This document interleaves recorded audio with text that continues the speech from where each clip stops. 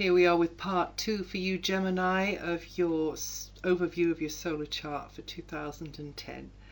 So some good news is that when Jupiter moves into Aries from June the 6th to September the 8th, the odds will definitely be stacked more in your favor and nice things could start coming your way. Early Geminians are going to be feeling this first, but all of you are going to benefit from Jupiter's protective and expansive influence, expanding your circle of contacts.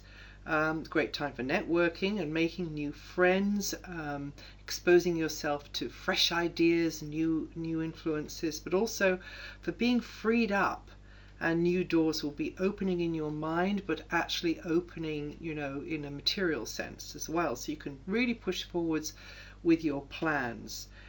You may be on a bit of a learning curve there, but I'm sure you can handle that.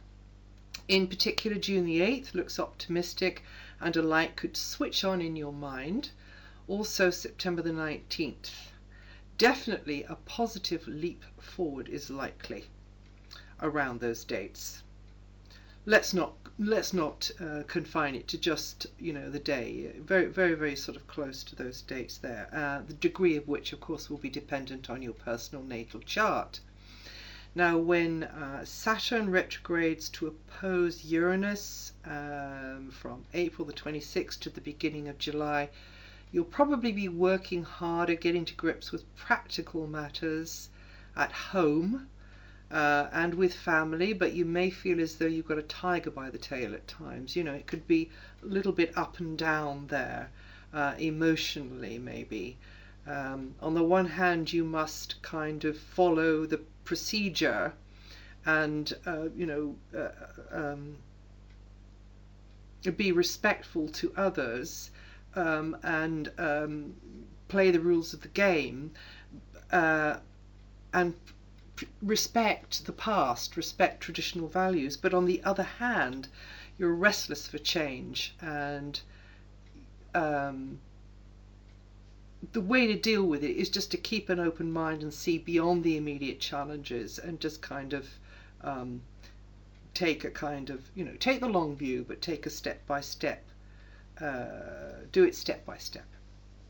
And so if you put your mind to it, you can achieve a gradual transformation in either or both of these areas. And when Saturn moves definitively into Libra on July the 22nd, from there you're going to be beginning a new cycle of having to work hard, carving out a new sense of self in the world, and getting into fresh fields of interest as the rest of the year unfolds.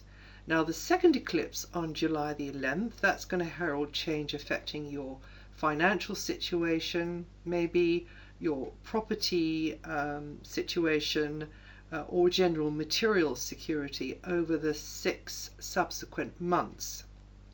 So you'll then get the chance to improve your comfort levels all round, I think. Saturn has you working hard to build your empire, and Jupiter-Uranus begins a cycle of expansion and personal and professional growth from June the 6th, so that's good news. Pluto, now in Capricorn for many years to come, around about 14 years, is going to regenerate you from very deep levels in a very intimate part of your life. They will be letting go of the old scenarios which could relate to property or other resources you share with another in a material sense.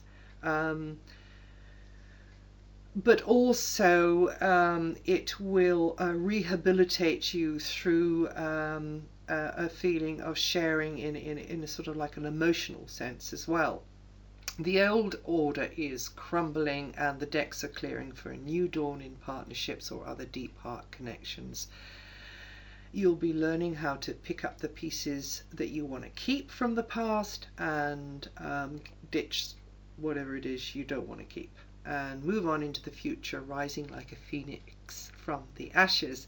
You may also feel more drawn to the hidden spiritual side of life, occult side. Maybe you'll be developing yourself psychically, or getting an interest in healing activities or earth energies. Anything which is, where you can get under the surface and into sort of like an area you've hitherto found rather mysterious and maybe a bit baffling. Now, the brief entrance of Uranus into Aries, May the 27th to August the 14th, will bring opportunities to mix and mingle with a circle of people very different from what you've been used to. Maybe you will begin to interact differently within a group context. So if you've been used to doing it one way, you'll start doing it another way. So if you've been the student, maybe you'll start being the teacher, or vice versa. And new friends and associates will expose you to fresh ways of thinking, which I think you will be able to handle very well, Gemini.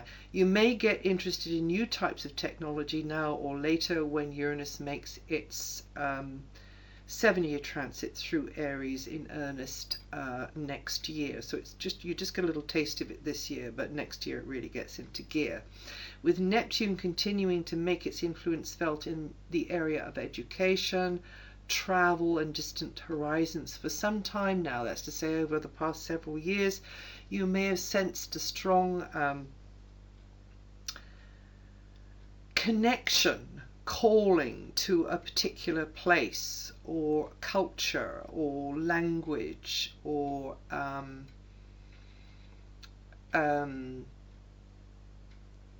philosophy, or something related to spirituality, and you feel an actual affinity with these things, like, you know, you were there in a past life or something.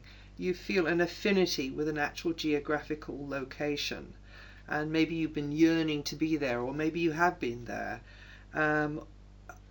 or it could be a subject that you're studying, or a teacher or a teaching you are receiving.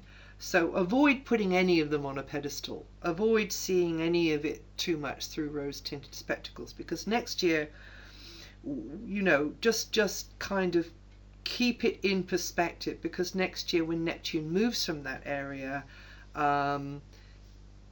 you will begin to see things from a different perspective. Well, that's it for 2010. That's the end of part 2. And I hope you have a good one, and may I wish you a very happy new year.